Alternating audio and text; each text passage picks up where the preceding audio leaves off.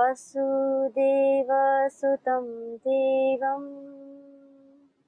कंसचानूरमर्दनं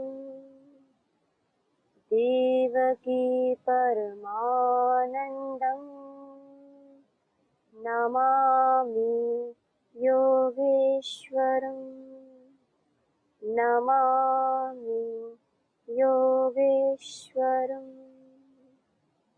अखण्डमण्डलाकारं व्याप्तं येन चराचरं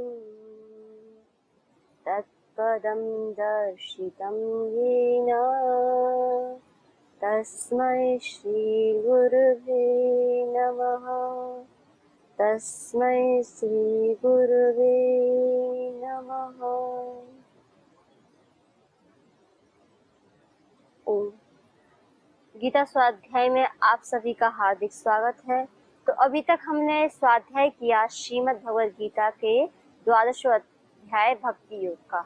अब हम स्वाध्याय करेंगे श्रीमद् भगवद गीता के 4th अध्याय, जिसका नाम है ज्ञान कर्म संन्यास योग नाम। इससे पूर्व जो अध्याय है वह है कर्मयोग। तो कर्मयोग को जानकर और कर्मयोग जो आपके कर्म हैं उन कर्मों को एक योग की श्रेणी में लाकर अपने जो भी कर्म जो हम जो त्रुटिहीन कर्म करते हैं, जो कर्म हमें बांधने वाले होते हैं, उन कर्मों का विनाश करें। यह योगेश्वर जी ने 3 अध्याय में बताया, अर्थात श्रीमद् भगवद गीता के जिसका नाम कर्म योग है, उसमें कर्म की प्रधानता के बारे में बताया। अब लेकिन इस अध्याय में क्या देख रहे हैं योगेश्वर कि अब अर्जुन की स्थिति बहुत ही दयनीय हो चुकी है। अर्थात जैसे कि अर्जुन के चित्त में जो मोह संशय, जो प्रश्नों के जो उसके अंतःकरण में जो मोह संशय रूपी जो एक शत्रु अर्थात जो कोई पतझड़ रूपी जो आ बैठे हैं, अब योगेश्वर जी अब अध्यात्म रूपी जो उपदेश है उनके माध्यम से पुनः जो बसंत रूपी पुष्प हैं उनको लहलहाएंगे। अर्थात उन बसंत रूपी पुष्पों को पुनः उनके मन में अब पुष्पित करेंगे, पुनः प्रस्फुटित करेंगे। तो अब हम इस जो अध्याय का स्वाध्याय कर रहे हैं, इसका नाम है ज्ञान कर्म संन्यास योग नाम। तो इससे पूर्व योगेश्वर जी बता के आए कि इस संसार में कर्म की ही प्रधानता है, क्योंकि जैसा कि मानस में भी कहा गया है, कर्म प्रधान विश्व करी राखा, जो जस करहि सो तस फल चाखा। सकल पदार्थ में जग माही, कर्महीन नर पावत नाही। तो श्रीमद् भगवद गीता के जो 3 अध्याय में इसमें योगेश्वर जी ने बताया था कि सकल पदार्थ जगमाही, कि सभी मनुष्य के लिए सभी पदार्थ हैं, लेकिन जो मनुष्य कर्म नहीं करता है तो योगेश्वर जी कहते हैं उसके लिए तो कुछ भी नहीं है। तो योगेश्वर जी ने 3 अध्याय में कर्म योग की महिमा को कहा था। अब लेकिन देखा कि अब जो अर्जुन है उसके मन में कोई प्रश्न भी नहीं है। प्रश्न तो छोड़ो, जो वो प्रश्न कर रहा था अब तो प्रश्न भी नहीं कर रहा है और एक जड़वत होकर बैठ गया है। संशय मोहरूपी जो एक पतझड़ उसके अंतःकरण में आ गया है। अब योगेश्वर जी पुनः उन्हीं संशय और पतझड़ रूपी उन सारे जो द्वंद्व उनको मिटाकर पुनः उनके हृदय में अब एक जो है एक आशा की किरण पुनः प्रस्फुटित करेंगे। अब कैसे करेंगे, क्योंकि अब वो प्रश्न ही नहीं कर रहा है, तो कुछ ऐसे ऐसे उनसे प्रश्न करेंगे, कुछ ऐसी उसको ऐसी दिव्य उपदेश देंगे जिससे कि उसके मन में उसके अंतःकरण में जिज्ञासा पैदा हो,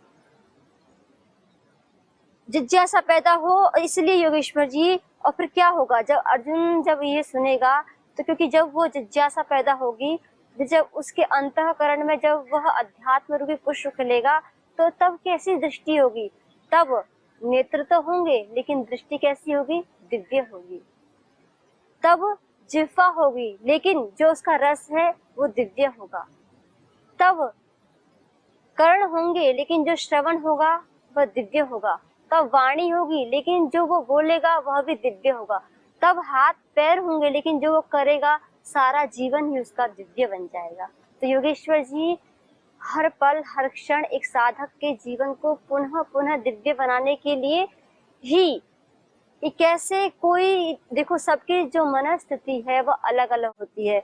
कोई किसी साधन को अपनाकर अपनी जो है अपनी जीवन यात्रा चला रहा होता है, कोई किसको अपनाकर। तो योगेश्वर जी अलग अलग साधन को बता रहे हैं, लेकिन ये अलग अलग साधन भी कोई अलग नहीं है, एक ही है, बस बताने का तरीका अलग है, बस एक ही साधन है। तो आज जो हम साधन अब स्वाध्याय करेंगे वह साधन है कि ज्ञान कर्म संन्यास योग नाम, कि पहले कर्म के बारे में बता दिए, अब योगेश्वर जी इस कर्म योग की महिमा को बताते हैं और यह बता रहे हैं कि इस जो अध्याय प्रारंभ होता है यहीं से प्रारंभ होता है, भगवान की वाणी से प्रारंभ हो रहा है। ये क्या बता रहे हैं योगेश्वर जी की जो ये कर्म योग है ये आदि अनादि काल से चला आ रहा है। हे अर्जुन, ये मैं जो आपको बता रहा हूँ कि मेरी भाषा नहीं है, ये कोटि कोटि ऋषियों की भाषा है। ये सृष्टि के आदि काल से ही कर्म की परंपरा रही है, जो मैं आपको पुनः प्रेरित कर रहा कि उठो, अपने कर्म को करो, जो आपके सामने जो आपका लक्ष्य है उस लक्ष्य की प्राप्ति करो।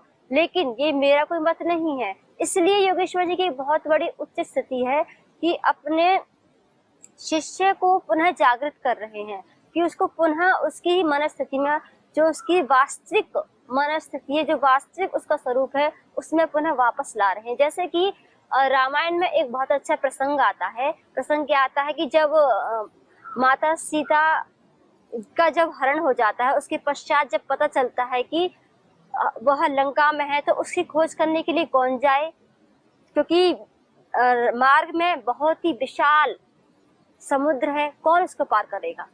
तो क्या होता है, तब जामन जी हनुमान को उनकी शक्तियों का, उनकी जो उनके पास सामर्थ्य है उनका याद दिलाते हैं कि देखो इस गहन, इस गंभीर, इस जो इतना अपार जो ये समुद्र है, इसको आप पार कर सकते हैं।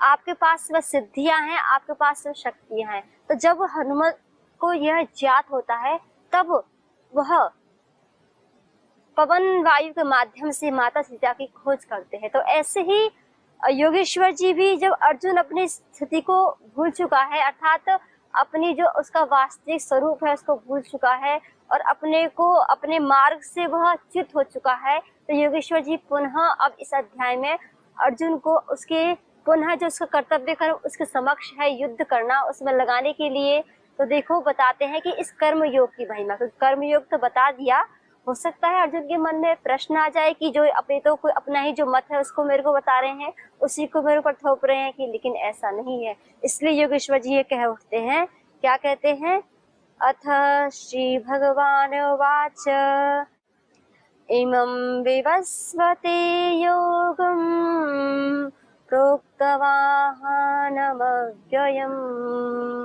विवस्वान् मनवे प्राह मनोरिक्ष्वाकवे ब्रवीत्। तो योगेश्वर जी कहते हैं कि हे अर्जुन, जो मैं आपको एक कर्म योग की महिमा बता रहा हूँ, ये कर्म योग मेरा नहीं है। देखो कैसा है, ये तो कोटि कोटि ऋषि मुनियों ने इसका गान किया है, वेदों ने इसका गान किया है, श्रुतियों ने इसका गान किया है। तो इसलिए कहते हैं कि हे अर्जुन सुनो, इमं विवस्वते योगम, अर्थात जो अनादि आदिकाल से जो ये कर्मयोग जो चला आ रहा है, इमं विवस्वते योगम, कि यह कर्मयोग का मार्ग जो अव्यय है, अर्थात कभी भी क्षीण न होने वाला है, अर्थात हर काल में, हर स्थिति में, कोई भी युग हो, हर युग में हर मनुष्य को इस कर्म योग का, इस कर्म पथ का अनुसरण करना होगा। तो कहना चाह रहे हैं यह तीनों काल तक कभी भी नष्ट नहीं होने वाला है और किसी भी काल में नष्ट नहीं होने वाला है अर्जुन। तो मैंने इसे सर्वप्रथम पहले विवस्वान को बताया था, जब ये सृष्टि प्रारंभ हुई थी, तब उस सृष्टि के प्रारंभ का जो आदि काल है उसको योगेश्वर जी अब वर्णन कर रहे हैं कि जो ये योग में आपको कर्म योग जो बता रहा हूँ कि इस पर आप चलो, इसको सर्वप्रथम मैंने विवस्वान को बताया था। फिर कहते हैं कि विवस्वान ने फिर अपने पुत्र मनु को बताया था, और मनु ने फिर अपने इस ज्ञान को अपने पुत्र इक्ष्वाकु को बताया था। तो योगेश्वर जी क्या कहना चाह रहे हैं कि जो ये मैं अभी आपको कर्म योग की महिमा बता रहा हूँ, ये अभी का ही नहीं है, ये तो आदि अनादि काल से चला आ रहा है और हर युग में है और हर युग में रहेगा और तीनों कालों में रहेगा। तो अब उसी को आगे बढ़ाते हुए कहते हैं श्री भगवान, एवं परंपरा प्राप्तम इमं राजर्षयो विदुः सकाले नेह महता योगो नष्टः परंतप। अब योगेश्वर जी कहते हैं कि देखो, मैंने सर्वप्रथम यह जो कर्म योग की महिमा है, इस महिमा को मैंने पहले विवस्वान से कहा था और विवस्वान ने फिर अपने पुत्र मनु से कहा और मनु ने इक्ष्वाकु से कहा। अब योगेश्वर जी एक इस और एक संकेत करना चाह रहे हैं। क्या संकेत है कि देखो, इक्ष्वाकु जो एक वंश रहा है, ये सूर्य वंश रहा है, अर्थात सूर्य को कहा। सर्वप्रथम भगवान बताना चाह रहे हैं कि मैंने इस उपदेश को सूर्य से कहा। और इसका अब सूर्य से क्या बताना चाह रहे हैं, एक तरफ ये भी एक इशारा करना चाह रहे हैं कि जैसे कि एक सूर्य निरंतर चलता रहता है और सबका उपकार करते हुए भी वह निर्लिप्त रहता है, वह कभी किसी से लिप्त नहीं होता है। तो योगेश्वर जी कहना चाह रहे हैं कि ऐसे ही अगर एक साधक को अपनी साधना को आगे बढ़ाना है, अगर कोई भी साधक है, अगर उसको अपने जीवन में अपनी साधना को आगे बढ़ाना है, अगर उसे एक आनंद की प्राप्ति करनी है, तो योगेश्वर जी कह रहे हैं सुनो, तो ऐसे ही हमें अपने निरंतर अपने जो कर्म योग का पथ है उस पर चलते हुए उस कर्म से हमें निर्लिप्त रहना है, उसमें हमें लिप्त नहीं होना है। यह योगेश्वर जी बताना चाह रहे हैं। और दूसरा पद ये भी बताना चाह रहे हैं कि ये जो कर्म योग है, जो कर्म योग की महिमा का जिसने मैं तृतीय अध्याय में अच्छी प्रकार से बताया, वह कर्म योग अभी का नहीं है, अर्थात आदि अनादि काल से है। तो अब योगेश्वर जी बताना चाह रहे हैं कि देखो, ऐसे से परंपरा चली, लेकिन एक ऐसा समय आया कि जब क्या हुआ कि तब एवं परंपरा प्राप्त, हे परंतप, यहाँ परंतप किसके लिए है, अर्जुन के लिए है, अर्थात शत्रुओं को तपाने वाले, अर्थात शत्रुओं का विनाश करने वाले, शत्रु जिसके नाम से भयभीत हो जाएं। पुनः उनको याद दिला रहे कि तुम ऐसे हो, तुम्हारा स्वरूप ऐसा था कि तुम्हारा नाम सुनते ही जो शत्रु थे वो भयभीत हो जाते थे, और अब आपकी ऐसी स्थिति है कि अपने धनुष्वान छोड़कर युद्ध करने से ही मना कर दिया। तो इसलिए एक संबोधन दिया, हे परंतप, अर्थात हे अर्जुन, हे शत्रुओं को तपाने वाले। इस प्रकार ये जो ये कर्म योग की परंपरा है, ये कर्म योग की परंपरा चलती गई, चलते चलते इस परंपरा को प्राप्त ज्ञान को फिर जो राजऋषियों को दिया, अर्थात एक राजऋषि जो एक राजा होते थे प्राचीन काल में, उन राजाओं का एक मुख्य ऋषि होता था, उसको कहते थे राजऋषि, जो उनकी मार्गदर्शन करता था कि किस समय क्या कार्य करना है, कैसे निर्णय लेना है। तो कहते हैं उनको दिया, लेकिन अब हुआ क्या, उनके आश्रम में आया, लेकिन एक ऐसा समय आया कालांतर में कि जो ये कर्म योग है, फिर वह कर्म योग धीरे धीरे लुप्त होता गया। अब इसलिए उस लुप्त हुए कर्म योग को मैं तुम्हें पुनः कह रहा हूँ। ये कह रहे हैं कि भगवान की वाणी है, योगेश्वर स्वयं श्री कृष्ण अर्जुन को इन अनमोल वचनों को बता रहे हैं कि हे अर्जुन, जिसका मैं आपको बता रहा हूँ ये अनादि आदि काल से चला आ रहा था, लेकिन अभी हुआ क्या, बीच में कुछ ऐसी स्थिति आई, ऐसे कालांतर हुआ कि उसमें इसका जो है विलुप्त सा हो गया ये कर्मयोग। अब आगे बताते हैं, स एवायं मया तेद्य योगः प्रोक्तः पुरातनः भक्तोऽसि मे सखा चेति रहस्यं ह्येतदुत्तमम्। कि अब बताते हैं, स एवायं मया तेद्य योगः प्रोक्तः पुरातनः और भक्तोऽसि मे सखा चेति रहस्यम ह्येतदुत्तमम्। अब आगे योगेश्वर जी बता रहे हैं कि हे अर्जुन सुनो, इस पुरातन योग को सब रहस्यों में उत्तम रहस्य समझकर मैं तुझे इसलिए बता रहा हूँ क्योंकि तू भक्तोऽसि में सखा चेति, अर्थात तू मेरा भक्त है, तू मेरा सखा है, इस कारण से कि तू मुझ पर विश्वास करता है, इस कारण से मैं तुझे इस जो कर्म योग का रहस्य है, उस कर्म योग के रहस्य को मैं आपको बता रहा हूँ। अब क्योंकि उसके मन में प्रश्न आ सकता है, क्योंकि अर्जुन तो एक कहते हैं कि केवल एक माध्यम है, केवल एक हम सभी का प्रतिनिधित्व करने वाले हैं। जैसी एक अर्जुन की अभी स्थिति है, ऐसी कभी ना कभी किसी न किसी मनुष्य की किसी न किसी परिस्थिति में जो उसके सामने स्थितियां आती हैं, कुछ परेशानियां आती हैं, तो उस स्थितियों में भी मनुष्य की स्थिति ऐसी हो जाती है जैसे अभी अर्जुन की है कि वह समझ नहीं पा रहा है, जिसको हम एक भाषा में बोलते हैं किम कर्तव्य विमूढ़, अर्थात क्या करना है क्या नहीं करना है।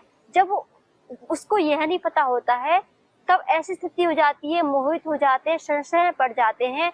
तो ऐसी स्थिति कभी ना कभी मनुष्य के जीवन में किसी किसी परिस्थिति में आती रहती है, और तब योगेश्वर श्री कृष्ण अपने अनमोल वचनों से उस मनुष्य को उठाते हैं। तो इसलिए योगेश्वर जी कह रहे हैं कि अर्जुन के मन में प्रश्न आ सकता है कि योगेश्वर मेरे को क्यों बता रहे हैं, तो कह रहे हैं कि क्योंकि देखो तू मेरा परम सखा है, परम भक्त है, इसलिए मैं तुझे ये जो कर्म योग की जो ये परंपरा जो विलुप्त हो गई है, इसीलिए इस कर्म योग को जो अनादि आदि है, जिसका कभी विनाश नहीं होगा, उस कर्म योग को मैं आपको बता रहा हूँ।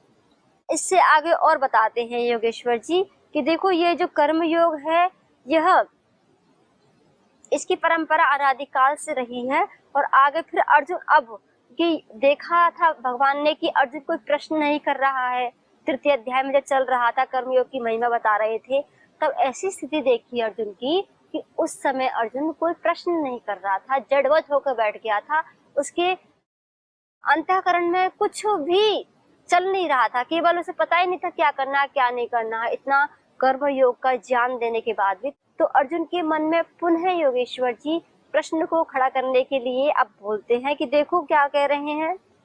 अर्जुन उवाच अपरम भवतो जन्म परम जन्म विवस्वतः कथमेतद्विजानीयाम् त्वमादौ प्रोक्तवानिति।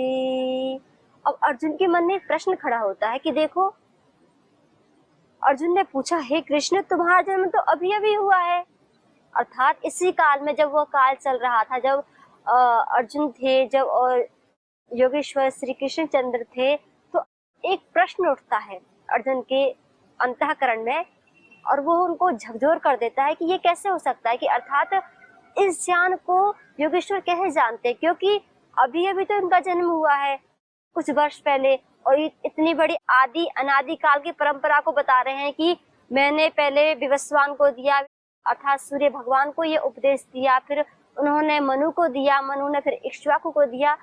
ये कैसे हो सकता है क्योंकि आपका जन्म तो अभी हुआ है।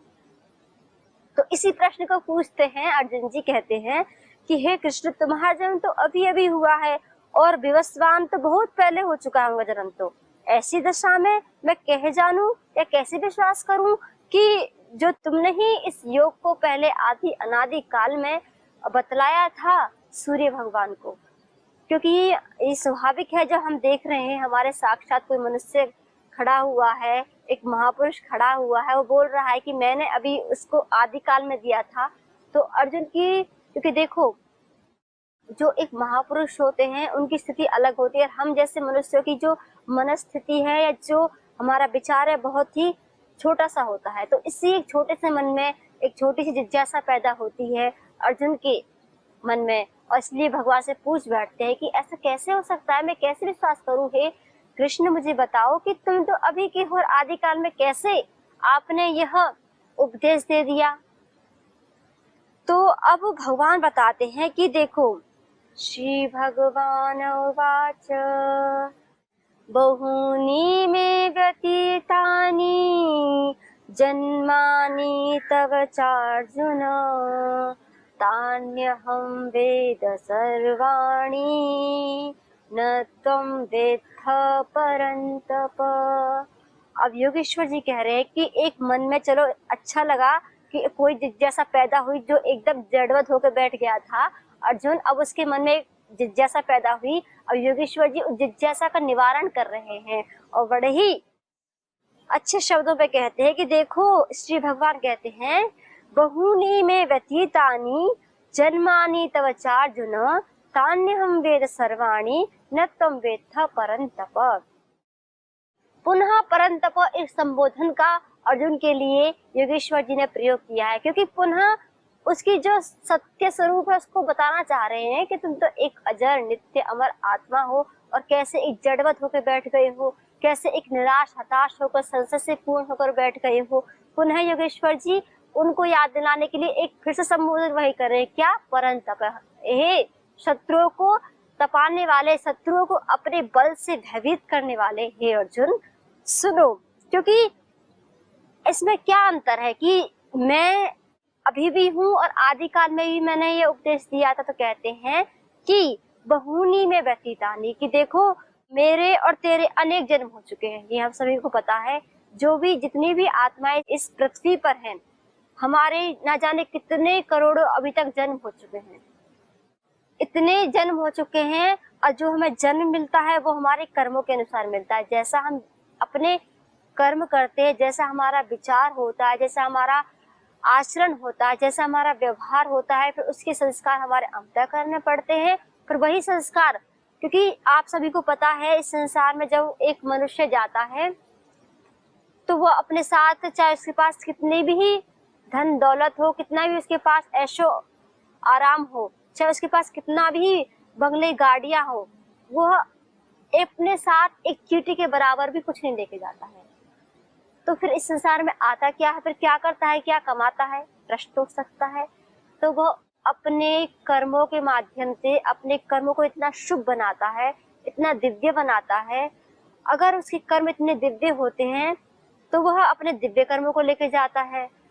तो यह एक प्रश्न उठता है कि जब मनुष्य संसार में आता है तो क्या लेके जाता है? तो मनुष्य संसार में केवल अपने कर्मों को ही लेके जाता है। जैसे उसने कर्म किया है तो वैसे ही अगले जन्म में पुनः उसे वही उसी प्रकार से जन्म मिलता है।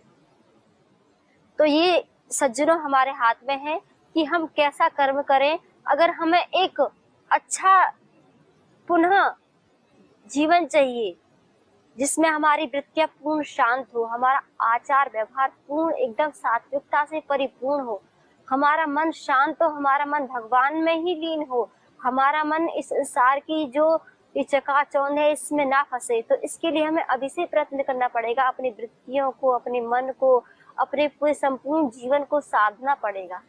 तो योगेश्वर जी बता रहे हैं कि मेरे और तेरे बहुत सारे जन्म हो चुके हैं। तो हम इसी में एक प्रश्न आया था कि जो मनुष्य से पैदा होता तो क्या लेके जाता है? अपने कर्मों को लेके जाता है।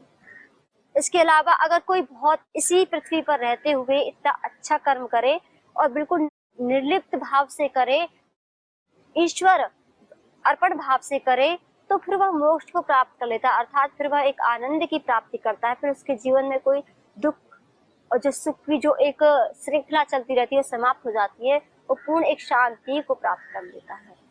तो योगेश्वर जी ने बताया कि आपके और मेरे बहुत सारे जन्म हो चुके हैं। तो इसी अभी जो प्रसंग है, जो योगेश्वर जी की जो वाणी है, इस परम दिव्य वाणी को हम अभी यहाँ विराम देते हैं। तो आइए सज्जनों, हम सभी को ज्ञात है कि हमारे साथ केवल हमारे जो कर्म है, हमारे जो विचार हैं, हमारे संस्कार हैं, वही जाते हैं। तो आइए हम अपने कर्मों को ऐसे दिव्य बनाएं, ऐसे सात्विक बनाएं अपने विचारों को, कि हम अगर इस संसार से जाएं तो हम पुनः हमारे चित्त में एक शांति का, एक आनंद का अनुभव हो। तो इन्हीं दिव्य भावों के साथ आज हम योगेश्वर जी की इस परम दिव्य वाणी को यहीं विराम देते हैं। पुनः हम विचार करेंगे कि योगेश्वर जी और एक साधक के जीवन को उच्चतम बनाने के लिए क्या अपने अनमोल वचनों को बताते हैं आप सभी को। ओम शांति शांति शांति।